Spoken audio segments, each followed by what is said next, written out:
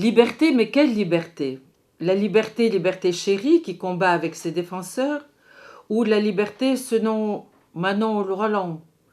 Je la cite, que de crimes commettons en ton nom. Trop sensible cette révoltée passionnelle, une romantique promise au malheur, elle sera guillotinée, je l'aime.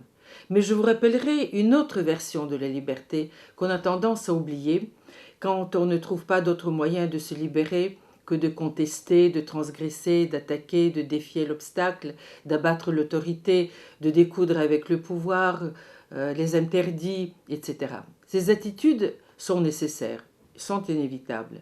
Mais la liberté qui en résulte se condamne à n'être que l'envers symétrique de son adversaire. Son élan sent la vengeance et le manque d'avenir. En revanche, d'autres penseurs, de Saint-Augustin à Nietzsche et jusqu'à Kant et Heidegger, ont pensé que la liberté advient si et seulement si la destruction de son obstacle, ce combat dont je parlais tout à l'heure, est relayée par autre chose, c'est-à-dire une initiative, un projet, un recommencement, une ouverture d'un nouveau temps, un renouvellement du monde et de soi. Et c'est précisément cette liberté recommencement, liberté renaissance, que j'ai découverte dans la vie et l'œuvre de celles, au pluriel, que j'appelle des génies féminins du XXe siècle, Hannah Arendt, Melanie Klein et l'écrivaine Colette. Sans avoir fait l'expérience de la maternité, Arendt assigne à la naissance la fonction nodale dans sa pensée de la liberté.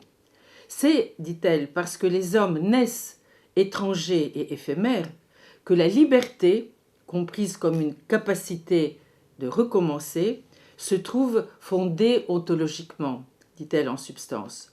En d'autres termes, c'est la naissance d'un enfant qui réalise le recommencement des commencements.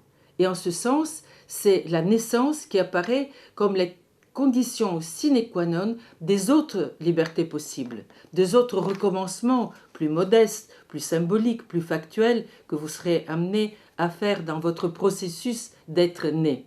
La liberté est une naissance, la naissance est la liberté originelle, selon Arendt. Au contraire, la terreur élimine, dit-elle, la source même de la liberté que la naissance confère à l'homme et qui réside dans la capacité qu'a celui-ci, l'homme, d'être un nouveau commencement.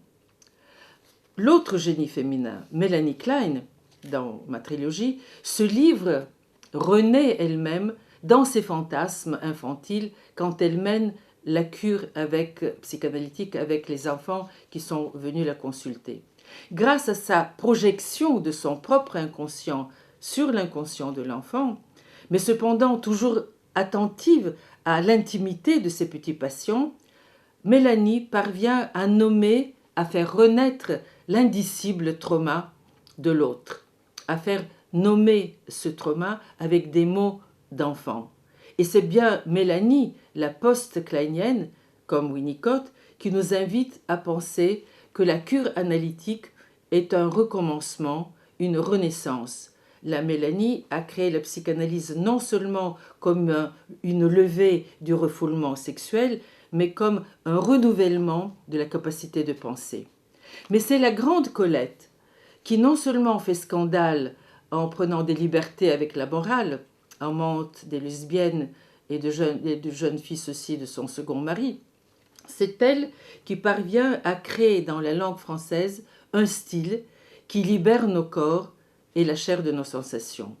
Et tout en détestant la théorie, c'est elle, cette prêtresse des lettres françaises, qui avance une théorie de l'écriture. Quelle théorie exactement? Colette évite de s'attarder sur l'inévitable de la mort. Elle préfère, dit-elle, s'extasier avec sa mère sur l'éclosion des fleurs.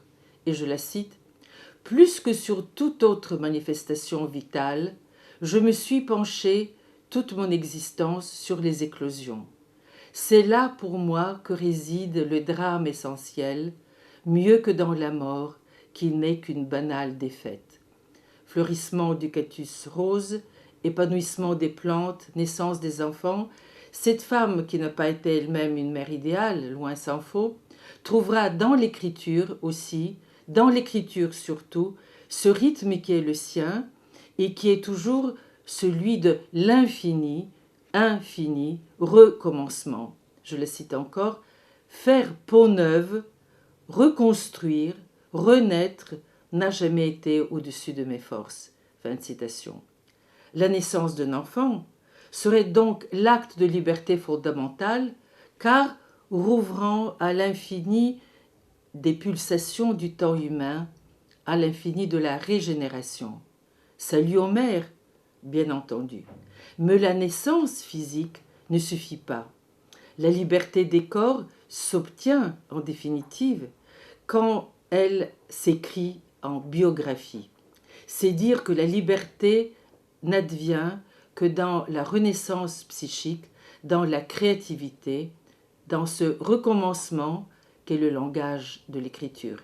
Et c'est le message de ce troisième génie que je vous recommande de lire, Colette, l'éternelle renaissante.